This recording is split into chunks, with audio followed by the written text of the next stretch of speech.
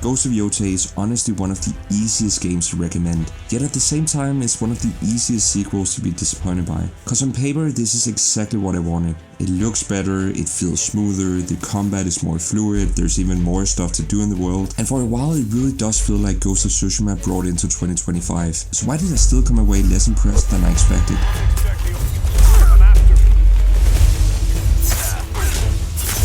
Ghost of Tsushima landed pretty hard for me back in 2020. Not because they really reinvented anything, but because they took the open world formula and made it feel meditative, cinematic, and just really satisfying to exist in. So going into Ghost of Yotei, my question was never if Sucker Punch could make another beautiful or action-packed game, because let's be real for a second, this is Sucker Punch we're talking about here. The real question was whether they could make a sequel that did more than just polish what already worked. And after spending a lot of time with it, I think the answer is both simpler and more complicated than I expected. And by the way, if you're new here, I'm critically, and this is exactly the kind of game discussions I love getting into. So to explain exactly why the answer is so complicated, we need to break down what Tsushima established, what Yotei keeps, where it genuinely improves things, and where it just starts to feel too safe for a sequel. It's her.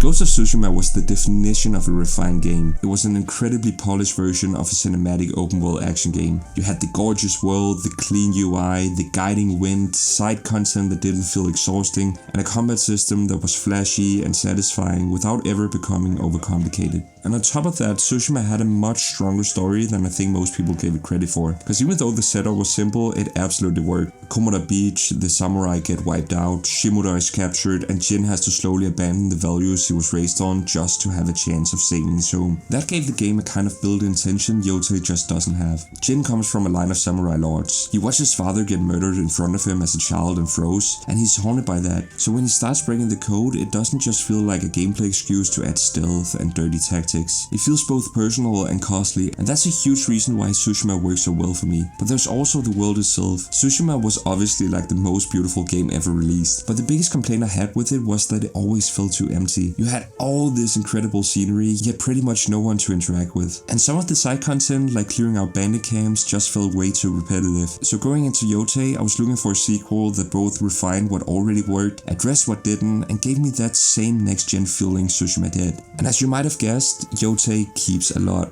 Like really, a lot.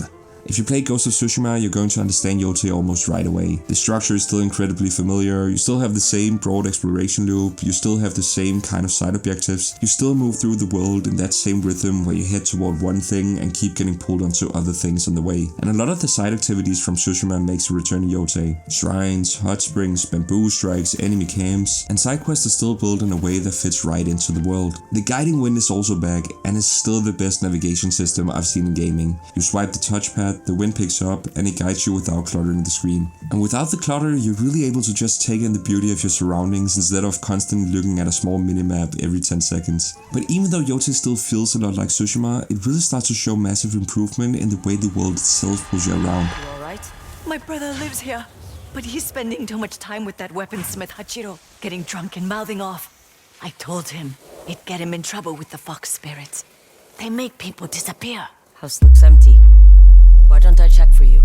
Exploration is one of the areas where I think Yotei does make a real case for itself, because the world feels so much more interactive. It's constantly giving you reasons to break off whatever you're doing and check something out. Like in Tsushima, when you're riding toward a main mission, a bird will suddenly fly overhead or a fox will run past you, both leading you to meaningful side content. But in Yotei, you'll also ride through a white flower path that gives your horse a speed boost and nudges you towards something worthwhile. And you'll constantly run into small events that actually turns into a lead. And I really like that. It makes the world feel curious rather than just beautiful, and you never start to get bored before the game introduces something new. At around 20 hours in, I'd barely done a handful of main missions because I kept getting pulled sideways by all of this stuff. And most of the time, it didn't feel like filler. That's the key thing, it felt like the game knew how to tempt me. One of the coolest examples of that is how it handles information about the Yotei 6. Instead of just dumping targets on your map and telling you to go there, the game often lets you uncover them through exploration. You'll run into NPCs, random events, and suddenly what felt like a detour becomes story progression. You'll encounter a Ronin who tries to collect check your bounty, and suddenly you're forcing him to give you information about the Yotei 6. And even though the dialogue between Atsu and the defeated Ronins aren't varied enough from encounter to encounter, I still really like the idea of tying side content to the main story. It's like exploration is directly linked to Atsu's hunt of the Yotei 6. And the clue card system really fits that same philosophy. Tsushima's mission log always felt very functional. It gave you clear instructions on what to do and where to go, but in Yotei he'll pick up cards along the way, guiding you to new regions and things to explore. It's so much more immersive, and it helps the whole hunt feel less like checking quest logs and more like piecing together your own journey. And I know that some of you might be disappointed to hear that the world is divided into different regions, but I honestly think this is a massive improvement, because it allows each region to have its own distinct identity. The Yotei grasslands are lush and bright and full of flowers. Then you move into Ishikari Plain and the whole tone shifts dramatically. It feels like the season changes with it. Brown leaves everywhere, darker skies. You walk into a village and there's just a dead man hanging from the gate, and you instantly know that this area is more war-torn than the previous. I really love that kind of visual storytelling, and I say that's really what makes Yotei's exploration work as well as it does. It's not that it's revolutionary per se, but it's very good at piquing your curiosity, and it's great at making the act of going somewhere feel worthwhile. I will say that even though exploration is important in an open world action game, the most crucial aspect is the combat. So the question naturally becomes, how good is Yotei's action?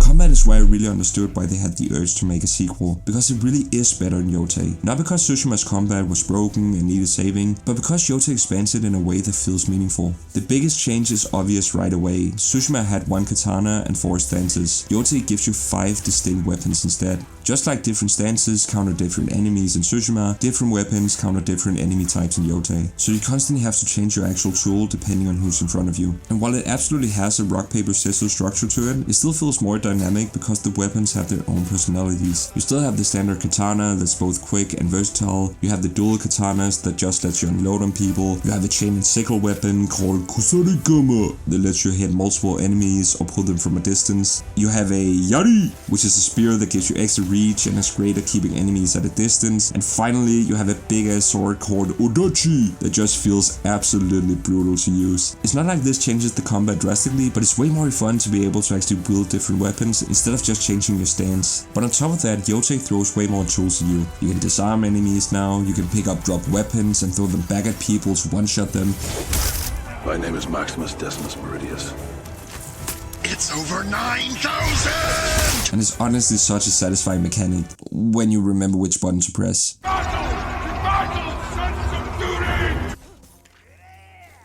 You've also got spirit bombs, you've got sake to refill your spirit, you've got scorch bombs to blow people up, blind bombs which work as flashbang grenades, kunai and guns. Even the sword animations are flashier, wiping blood off the blade, sheathing it, and all of that stuff just looks so much better now. But it's not style over substance, cause the mechanical systems still work great, parry timing still feels great, and perfect parries still lead to clean and brutal kills. They've also introduced new flashing icons that make combat feel even more hectic. When the yellow counter flashes, you know an enemy is trying to disarm you. You then need to hold down triangle and release it at just the right moment. And if you get it wrong, your weapon will go flying and enemies will get even more aggressive while you try to recover it. I do think the combat can be too chaotic at times, cause sometimes there are just so many enemies who keep attacking you that it ends up feeling pretty janky. You've got swordsmen on one side, brutes on another, weird hype men who yells out supporting gibberish hyping out their fellow thugs, and archers and gunmen trying to shoot you down. And because the camera can be a bit awkward, you often just end up rolling around trying to create space before you can really focus on one target. And that's why I really appreciated the one-on-one boss fights, cause when it's just you and your opponent, you can really hone in on your parries, your dodges, and attack combinations. Stealth on the other hand is way more mixed, cause it hasn't really been elevated in Yotei. It's still the classic formula of crouching in tall grass to stay hidden, throwing empty sake jars to distract enemies, and trying to pick people off before the game fully wakes up. And when it works, it's fine, but the weird thing is that the AI is both stupid and kind of broken at the same time. Half the time they're dumb as hell, cause you can assassinate people right in front of their best mate without them even noticing. And even when they do find a body, they're really bad at searching. They'll look around for like a minute, barely check beyond where the body was found, and then just go right back to their usual spot. But then other times it feels like the AI has straight up wall hacks. You'll step into a tent or crawl through a tiny trapdoor into a hut, and for a second you think to yourself, no.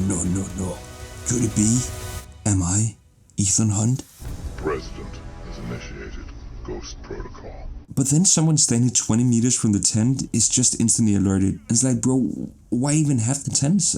Like, what? The grappling hook has a similar problem, cause on paper it should make stealth way more dynamic. You should be able to sneak around a camp and just grapple onto a roof if that's the smartest way in. But most of the time you can't actually use it like that. You have to find the one exact spot where the game allows it. And the inconsistent and lackluster stealth is honestly so annoying that I pretty much chose to abandon stealth altogether. But things like combat and stealth aren't the only things you need to nail to make a great open world game. You need the surrounding systems to feed it. Things like progression, activities, the way the side content actually uses the world, and honestly, this is where Yotei gets kinda huge. But guys, before we get into all that, I just wanna say that if you're enjoying the video so far, it would really mean the world to me if you dropped a like and subscribe, cause all I'm trying to do on this channel is help you figure out what games to play next. But let's get back to it, cause Yotei has a crazy amount of things to do, and the reason that works, at least for me, is because the progression is tied directly to exploration. That's one of my favorite things about it. Instead of just earning generic skill points from combat, the game keeps pushing you back into the world. Orders of reflection are the best example. These are spread all over the map. Sometimes you have to enter a dark cave or climb a steep cliffside, and other times you need to clear out enemy camps. Praying at them gives you techniques right away, and this way of handling skill tree progression feels infinitely more satisfying than just leveling up through killing enemies. And more importantly, it gives exploration a real purpose. You're improving your movement, your attacks, your assassinations, all by physically going out and finding these places. And it's like that with a ton of stuff. You complete a few QTEs to cut down bamboo and you're instantly rewarded with more heals, or you find a peaceful hot spring and reflect on your journey and suddenly your health bar has increased. And I really like that because it gives you an excuse to look around instead of just sprinting from map marker to map marker. That's also why I love the introduction of the shamisen. As you journey through Yotei, Atsu learns new songs to play, and the songs work as guiding tools that lead you toward really interesting objectives. It's just another way to go about exploration that really sparks curiosity instead of just slapping more markers on the map. I also really enjoy the introduction of wolf dens. You investigate bodies, a wolf barks and runs, you chase it to an enemy camp, free the captured wolves, and that strengthens your bond and makes your wolf companion more useful in combat. And the reason why I like it so much is that the bond between Atsu and the wolf is already established in the prologue, so to be able to strengthen that bond actually feels meaningful from a narrative perspective. Charms are also done way more interestingly in Yotei. Instead of visiting fox shrines, you actually have to complete challenges to upgrade them. So now you have to do specific things like staggering certain enemies with a certain weapon type, complete sumei paintings, or play new shamisen songs. And that's pretty awesome, because it pushes you to engage with more of the combat system and activities. But I will say I'm not the biggest fan of how specific some of the charms are. Some are combat oriented, while others grant you the ability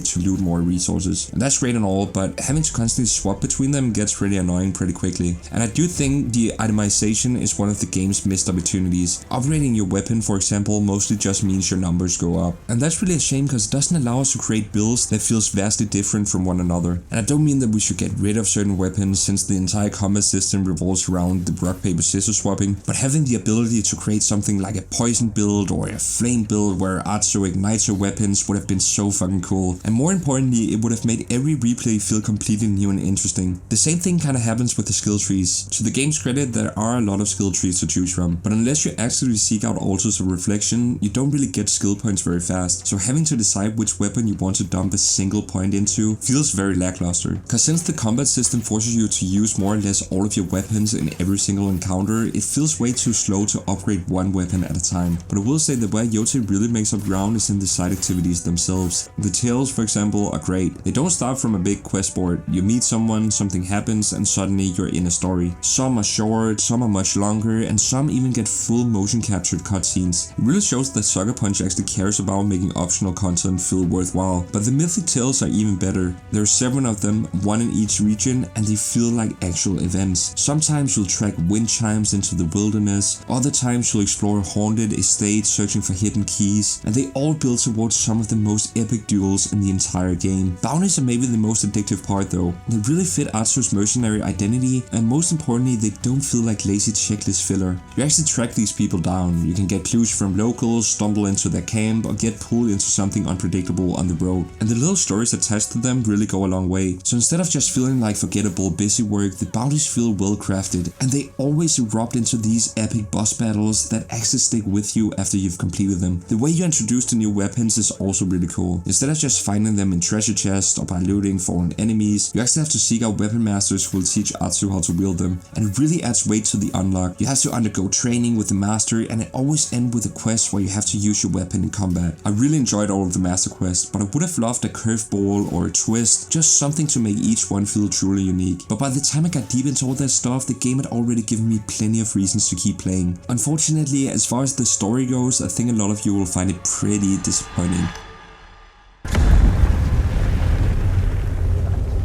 Before she died, my mother told me stories of Onryo, ruthless spirits who wander the land, seeking vengeance. The night my family was massacred, I became such a spirit.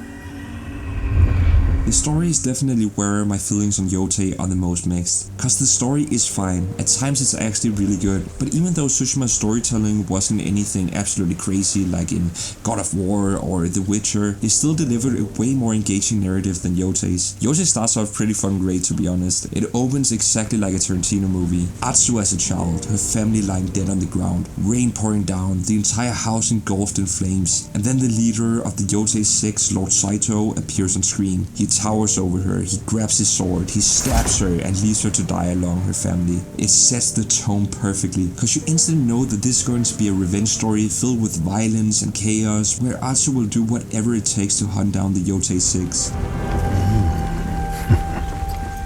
Then the game fast forward 16 years. Atsu's all grown up and she has tracked down the snake who's the first of the Yotei 6 to feel her wrath.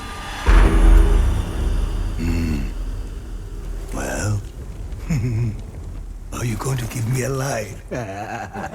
So instead of just giving you a standard tutorial sequence, you're thrown straight into a boss battle. And I was absolutely locked in from that opening, and I was more than ready to help Atsu get her revenge. But as I started playing through the main missions, the story started to lose me. And I think the reason is that Atsu's story just isn't as compelling as Jin's. Jin had the broader conflict with honor and duty, and his growth carried smoothly from one chapter to the next. Atsu's story is way more one-dimensional. She's not fighting for anything besides vengeance, and sure, she does contemplate whether she's doing more harm than good, but it never really evolves beyond that. Tsushima had the Mongol invasion, it had Jin's struggle with the samurai code, it had that tension between who he was raised to be and who he had to become. Yotei doesn't really have that same layer. Atsu is already outside of that structure. She's not a samurai, she's not tied to the same code, she's an outcast, a mercenary, a ghost figure is already formed by violence. So you end up with a story without real character development where Atsu just doesn't transform enough for it to feel meaningful. You know, Jin's path always felt costly. It created this truly engaging journey of highs and lows. So I really think that the biggest issue with Yotei is that Atsu just doesn't hit enough real setbacks. She's just moving down the list of people who wronged her, and it leads to a journey that feels too easy and predictable. The story is basically asking whether revenge is worth it, and sure, that can absolutely work, but the way it gets there just feels a bit too lackluster for it to be memorable. However, I will say the use of flashbacks really elevates the storytelling. At certain moments, you're able to move between past and present, reliving the memories of Atsu's childhood, and I really found them to be some of the most fulfilling parts of the whole world, because they tell you exactly who she was, who her family was, and what she lost. And that matters because without those flashbacks, the revenge plot would have felt infinitely thinner. The Yotei 6 themselves are also written really well. I knew there was something off about you. The mask, the way you looked at your so-called prisoner. None of them feels like throwaway villains, and even if I didn't agree with everything the story was doing, I appreciated that each of the Yotei 6 had enough context to be genuinely interesting, rather than just being generic video game bosses. So it's not that the story is bad per se, the issue is that it starts from such a strong emotional place, and just never fully turns that into something as compelling as Tsushima's story did. And that matters a lot more when the rest of the game is still built on such a familiar foundation.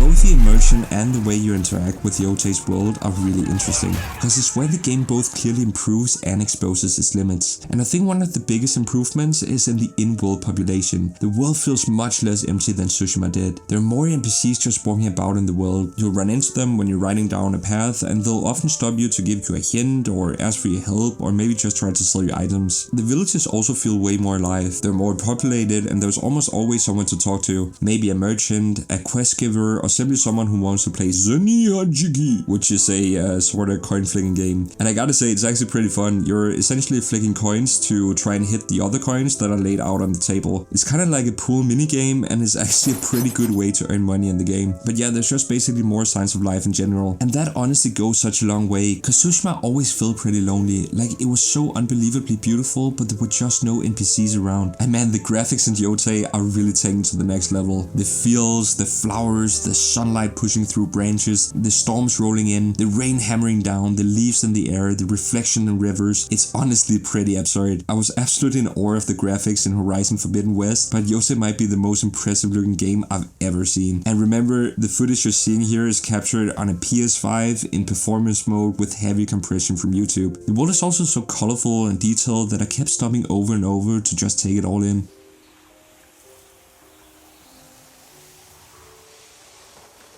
And the wildlife really brings it to the next level. Riding through flower fields while herons take off around you with warm light starting to hit the landscape really does make the entire experience feel extremely majestic. It's one of those moments where the game almost feels like it's turning itself into a live cutscene around you. And man, the music and sound design are fucking epic as well. First of all, the shamisen gives the soundtrack its own identity, and the use of traditional instruments and tones gives the music so much personality. It makes every moment feel more immersive, and it helps give the game a really strong identity.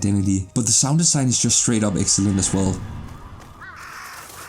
Fresh blood. What happened here?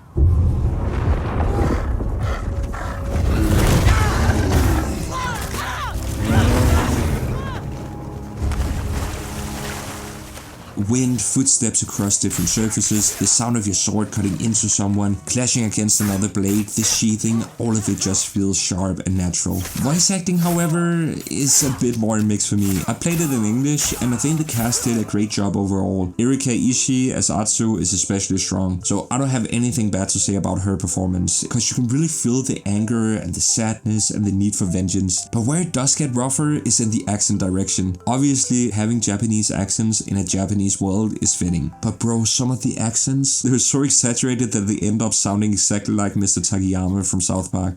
What's that, dear? You would like to do a little gambling? I think we're in luck. This fine establishment looks inviting. Oh, really? Hey, that's right.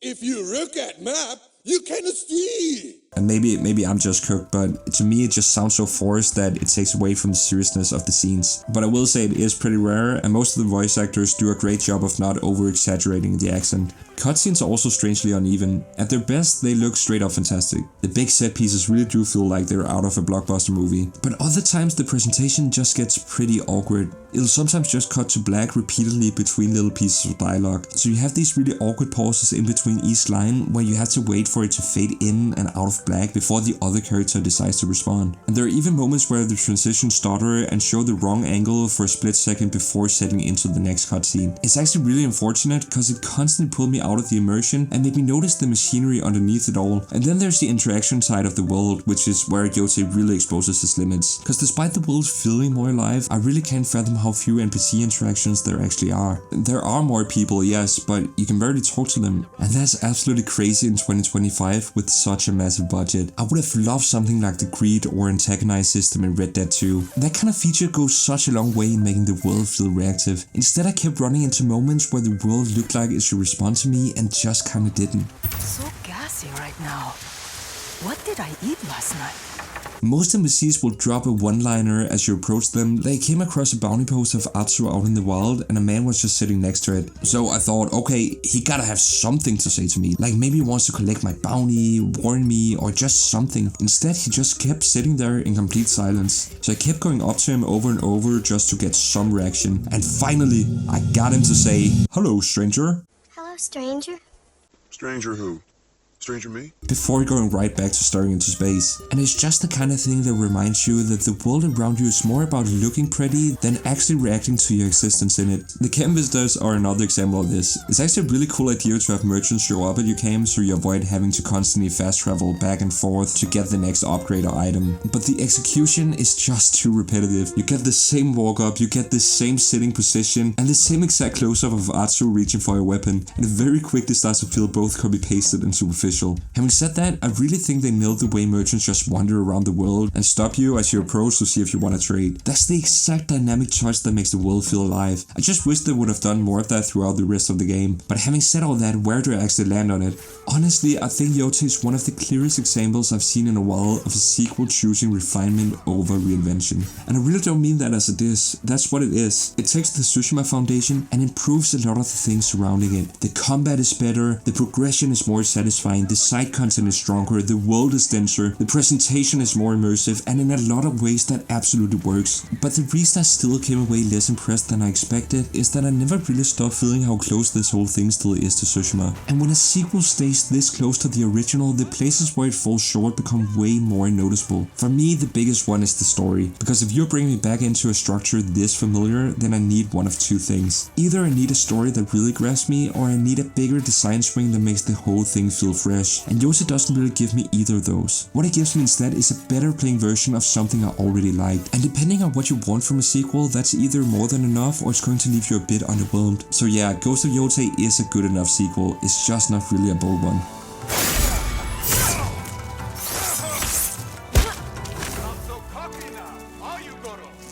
So now I want to hear from you guys. Did you want refinement and get exactly what you wanted? Or did you hit that point where you thought, okay, this is great, but it's just not different enough? Because I really do think that's the whole Ghost of Yotei conversation. But speaking of sequels that truly feel different, you gotta click on the video on screen to find out why you need to play GTA 5 before GTA 6 releases. Critically, out.